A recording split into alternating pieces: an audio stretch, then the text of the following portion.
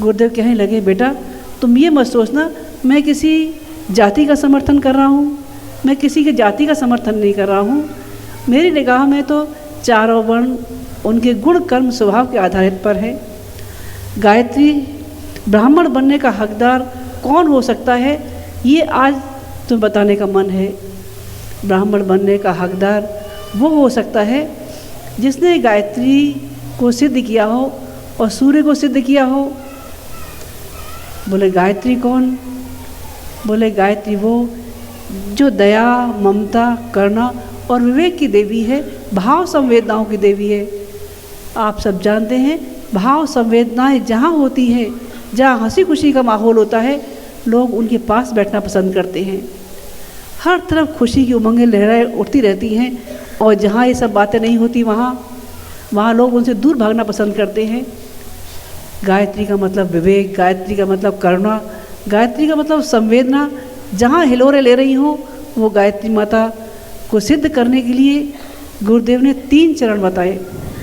एक चरण गुरुदेव ने बताया उपासना का। उपासना किसको कहते हैं? उपासना कहते हैं पास बैठने को, समीप बैठने को उपासना कहते हैं। लेकिन पास बैठने के साथ अगर अपने इष्ट, अपने आराध्य के गुण अपने अंदर ना आ सके तो पास में बैठना सार्थक हो सकेगा? एसी के पास बैठते हैं तो ठंडक खुद ही मिलना शुरू हो जाती है, गर्मी के पास बैठते हैं तो गर्मी खुद ही मिलना शुरू हो जाती है। उपासना का सीधा मतलब होता है समर्पण और प्रेम। हम जिसके पास हैं हम उससे कितना प्रेम करते हैं। हमारे प्रेम में कहीं सौदा तो नहीं, कहीं कोई व्यापार तो नहीं। भगवान आप हमारा इतना काम कर देंगे तो हम 5 रुपये का प्रसाद चढ़ाएंगे। ये प्यार है भगवान के लिए? ये भगवान के लिए प्यार नहीं, ये भगवान के लिए सिर्फ एक सौदा है। जब अंदर से प्यार उभरता है तो एक ही आवाज़ निकलती है, ए मालिक तेरी रजा रहे, तू ही तू रहे, बाकी न मैं रहूं न मेरी आरजू रहे। हे भगवान जो भी कुछ है सब आपका है, आपकी इच्छा में ही हमारी इच्छा सर्वोपरि है। दूसरा चरण गुरुदेव ने बताया साधना का। साधना किसको कहते हैं?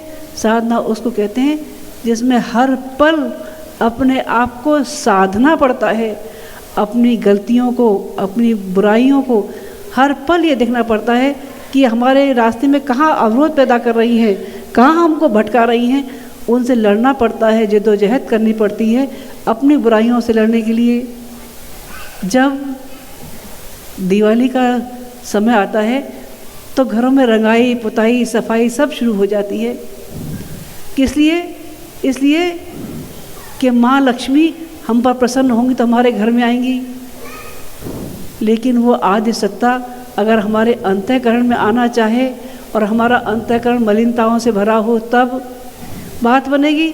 उस दिव्य सत्ता को कहाँ बिठाएंगे जब हमारे अंतःकरण में मलिनताएं भरी हों। तो माता जी अपने प्रवचन में हमेशा कहती रही, कोठरी मन की सदारक साफ बंदे, कौन जाने कब स्वयं प्रभु आन बैठे।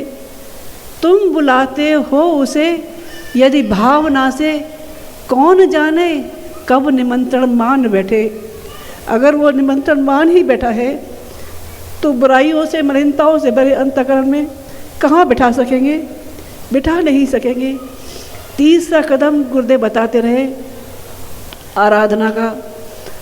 जिस समाज में हम जी रहे हैं, जिसका हम हर पल पा रहे हैं, उसके प्रति हमारी कुछ जवाबदारियां हैं, उसके हमारे पर कुछ कर्ज हैं जिनसे हमको ऋण होना चाहिए। हम समाज के लिए कुछ कर न सके तो हमारा जीवन निरर्थक हो जाएगा। एक नदी के किनारे नारियल का पेड़ था और वहाँ पर एक पत्थर था जिसके मन में बार बार ये आती थी, ऋषि मुनि लोग रोज़ स्नान करने आते हैं लेकिन यहाँ कुछ है नहीं, उनके पैर फिसलते हैं, कोई गिर जाता है, कोई कैसा है, मैं इनके कैसे काम में आऊँ। वो पत्थर लुढ़कता पुढ़कता नदी के अंदर चला गया, किनारे पे जाकर बैठ गया ताकि लोग उसके ऊपर बैठकर स्नान कर सकें, अपना काम कर सकें। नारियल ने ऊपर से देखा कहने लगा, रे पत्थर, ये अपमान भरी जिंदगी, तिरस्कार भरी जिंदगी क्या तुझे पसंद आती है? लहरें आती हैं, रोज़ टकराती हैं, रोज़ ठोकर देती हैं, और तुम हो कि अपनी जगह से हटना नहीं चाहते। इतने अपमान पे, इतने लानत पर तो कोई भी भाग जाएगा। पत्थर कहने लगा, भाई मेरे, हो सकता है तुम्हारा कहना सही हो, लेकिन मैं क्या करूं? मैं बिना पढ़ा हूं तो क्या, लेकिन मेरी भावनाएं भी लोक मंगल के लिए कुछ करने को हैं। कैसे करूं? मुझे जो रास्ता समझ में आता है उसी रास्ते चलता हूं। नारियल रोज़ ताने देता रहा, लहरें रोज़ टकराती रही, पत्थर रोज़ इधर से उधर लुढ़कता रहा, पुढ़कता रहा, उसके अंग टूटते रहे, गिरते रहे। एक दिन आंधी आई, नारियल ऊपर से टपाटप टपक गए। एक राहगीर ने देखा, नारियल को उठाया, बोले मंदिर से इसकी अच्छी जगह और क्या हो सकती है। राहगीर ने ले जाकर नारियल को मंदिर में चढ़ा दिया। नारियल भगवान के चरणों में था, लेकिन ये देख के वो हैरान था कि कल तक वो जिसको ये कह रहा था, रे पत्थर, ये लानत भरी ज़िंदगी, अपमान भरी ज़िंदगी क्या तुझे पसंद है? आज वही पत्थर पूजा के स्थान पर शालिग्राम बना बैठा है।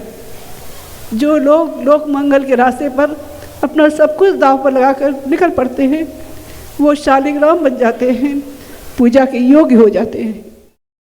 हमारे YouTube चैनल शांति कुंज वीडियो गायत्री परिवार को सब्सक्राइब करें एवं बेल आइकन जरूर दबाएं ताकि गायत्री परिवार की विभिन्न गतिविधियों की जानकारी आपको मिलती रहे।